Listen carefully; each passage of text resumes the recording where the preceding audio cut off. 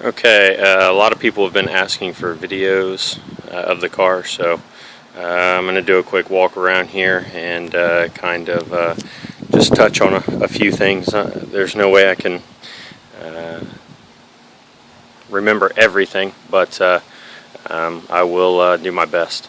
2009 and a half G8 GT, every option for the year model. There were only 31 of these cars made after this one, so this is the 32nd to the last one ever made. I bought it with under 30,000 miles on it, original owner, no modifications whatsoever, completely stock, and brought it home and started on the mods immediately. So there are about 15,000 miles on all of the mods. So we'll start with exterior. Just a few little things. The side markers are tinted. They still light up perfectly. They're just ghosted to match the car. It's got 20-inch true two-piece MOZ wheels. Came off my Z06.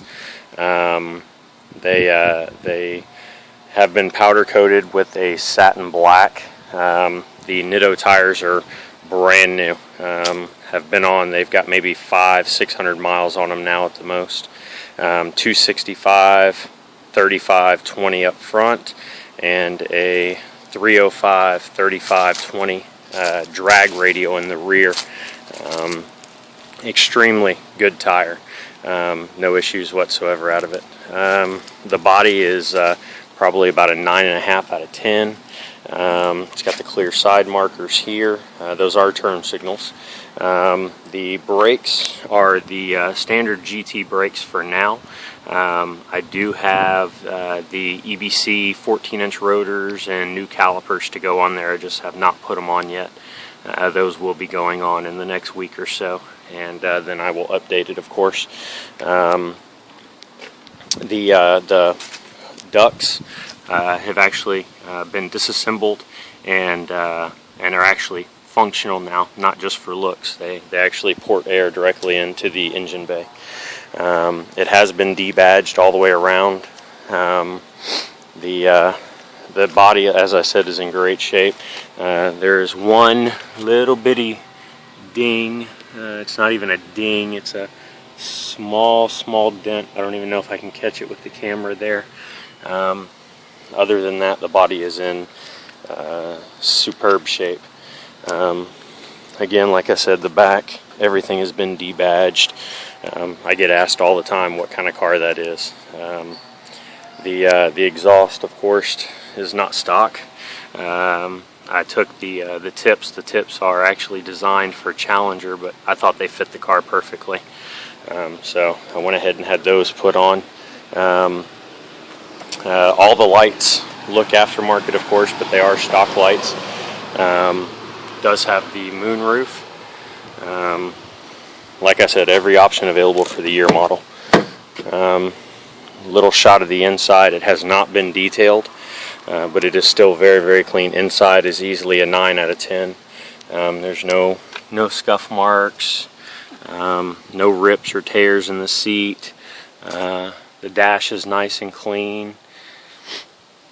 6-speed automatic. We'll get into the whole tuning issue here in just a few minutes, but it does have the heated seats. Traction control is still functional, but you can turn it off if you would like. It does have the auxiliary audio and video inputs on the back, so it is actually a TV screen. All the safety equipment, of course, front and side airbags, all standard equipment. I'm just going to walk around real quick showing each door so that everybody can get kind of a good view of everything. Windows are tinted, legal tint all the way around. Back seats are rarely ever used at all. It does have rear air conditioning and heat. Seats are all power on both sides. We'll walk around to the other side here.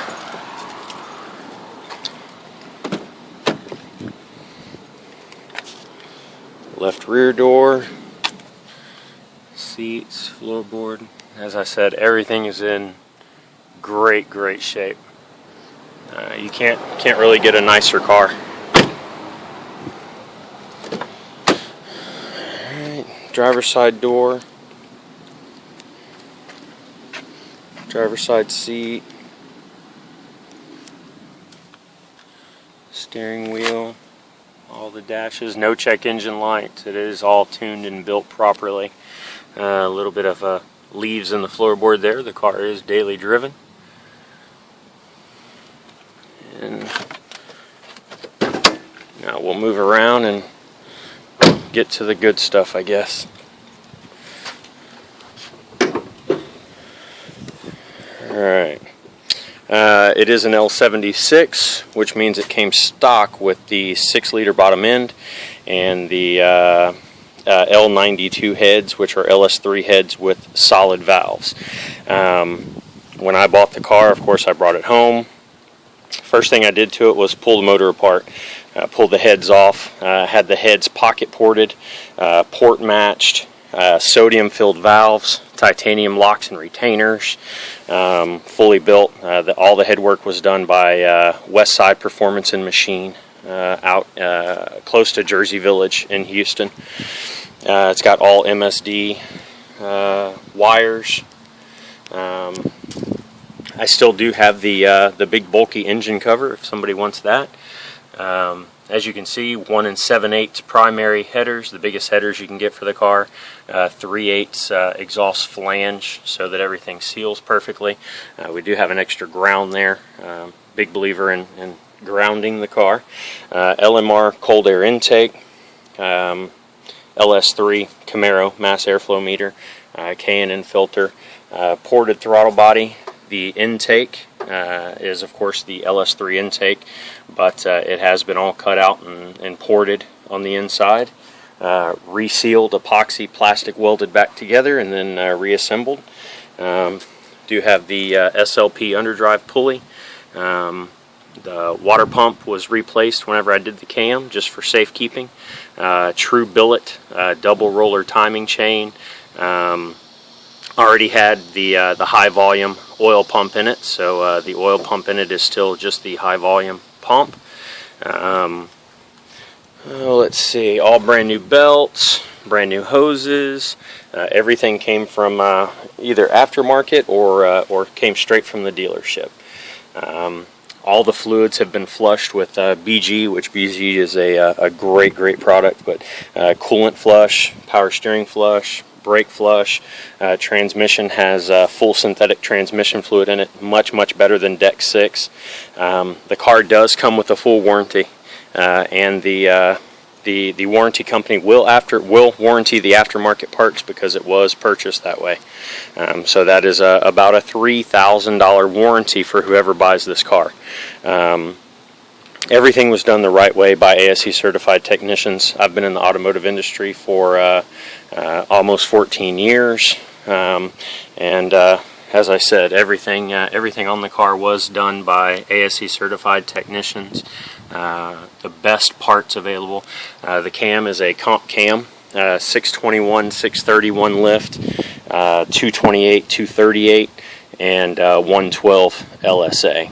It's got a very low idle, although it doesn't jerk at the stoplights, being an automatic. We've got the transmission has been built by Circle D, along with the torque converter is a stage 2 258 millimeter billet torque converter, stalled at 32. Runs all NGK TR5 plugs. Again, everything is maintained perfectly. I can't get underneath to show you, but it does have the 3-inch, all 3-inch exhaust all the way back, 3-inch X pipe, and it does have quote-unquote high-flow race catalytic converters. The rear end has all been flushed. It is still the stock 292 rear end, and the reason for that is gas mileage. It's still putting down over 500 horsepower. It still gets about 21 miles to the gallon on the freeway. Of course, gets about 14 to 15 in town if you can keep your foot out of it. But then again, that just depends on who drives it. Do a quick start up here.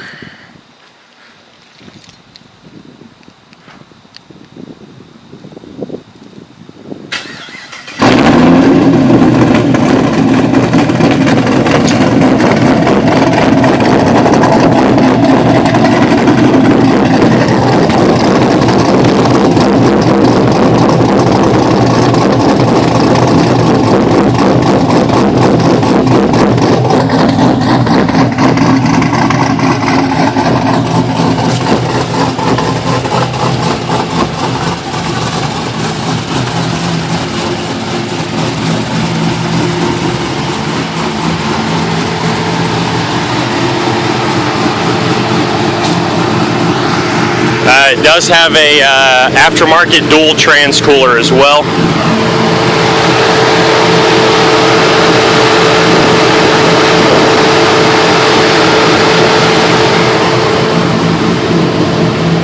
Keeps the trans sump temperature right around 170, 172, even under some good load.